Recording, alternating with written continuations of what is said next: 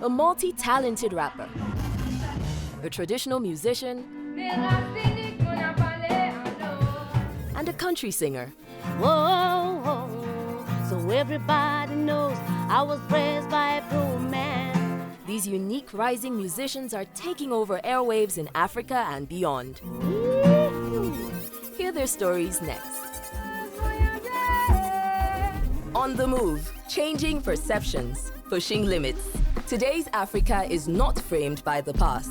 A new generation is stepping up, embracing tradition while blazing a new path. Giving voice to unique style, connected in ways others before were not. This is where the urban pulse meets creativity and a new culture thrives. This is African Voices.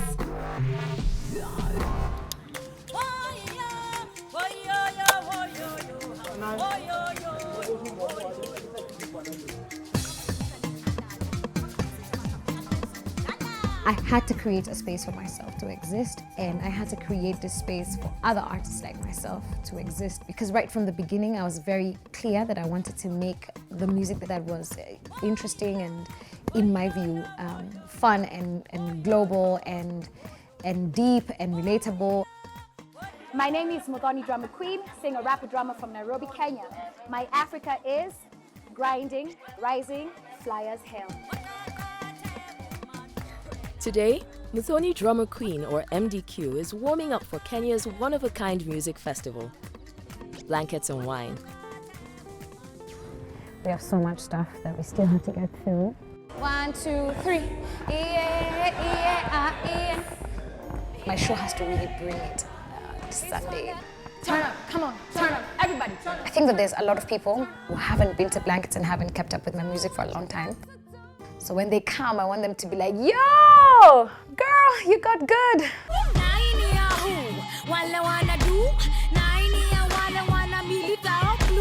Coming from Nairobi, the thing that is ingrained in everyone in this city is hustling, right? And just figuring things out. I had no entrepreneurial training. I just needed to make my music career work out. And that's something I really acquired from the city, just hustle and figure it out.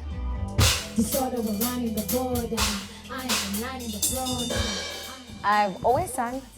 My earliest memories were of just me performing concerts for the trees outside. Whitney Houston was just like life. I was like, yes, absolutely, that's going to be my future. My parents are like, that's cute, absolutely not. And I guess when you see it from their perspective, there was no chance. There were no real successes, and also a woman in music. This could only be the most risky thing. And yet, in 2008, MDQ made a big reach for her dreams, recording her politically charged debut single, Cool Waters. I was just reflecting on what was happening in Kenya at that time. We were in the thick of post-election violence. A town called Cool Waters. And my heart was so heavy. I was so frustrated with the whole experience because the loser is always us, the regular Kenyans. So I wrote a song about that. It was very intense, but very beautiful, very creative. And I feel extremely proud of that being my first song. A lot of people heard me and heard what I was saying. That was such a rush.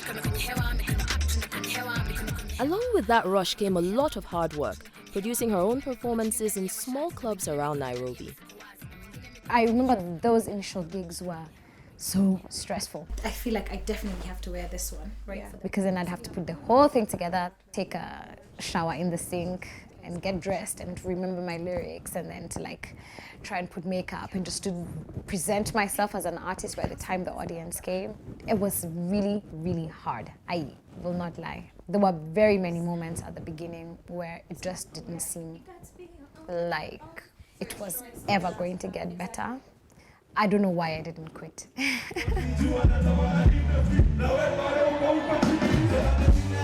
In figuring the space out for myself, I ended up inventing this thing called Blankets and Wine. It is a music festival. And I think has been really, really instrumental in creating the space for live music here in Kenya and for mainstreaming what has been considered alternative music for many years.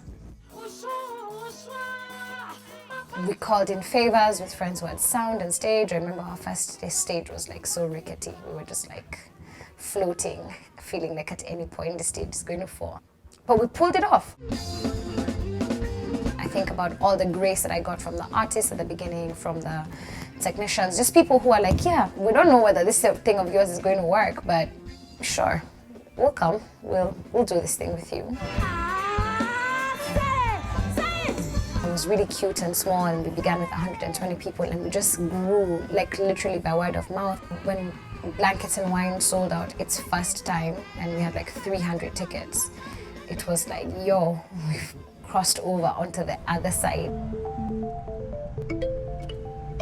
As Blankets and Wine grew, the job of producing the festival demanded more and more of MDQ's time and attention. By the time we were getting to like 2013, where we had like really hit critical success, it had taken over everything, and I'd stopped being an artist now. The space could no longer accommodate me. MDQ took some time away from producing festivals to focus on her music. MDQ and her band recently toured in Europe, sharing her unique Kenyan sound with a global audience.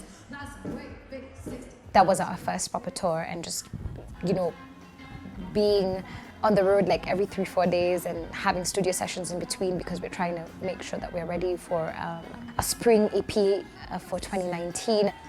So I'm very excited to be back. MDQ sees today as a coming of age for herself and for the festival. To have this 10-year celebration and to watch all the other artists on the platform and to see the evolution and for them to now be like global headliners. There's a fulfillment that I can't really explain when I see my people winning. The big one for me, I think, is just going to be the visual production value for the audience.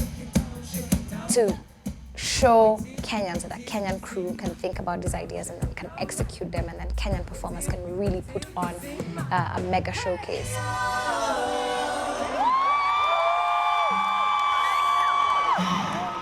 I want to say thank you from the bottom of my heart for riding with us. 10 years strong, y'all. I now understand I'm the creator and all these things happen together and that there is no conflict. Muthoni Drummer Queen!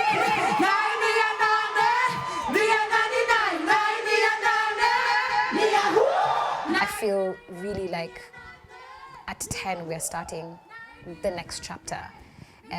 But this time I really feel like I got it. Ladies and gentlemen, some noise for this crew!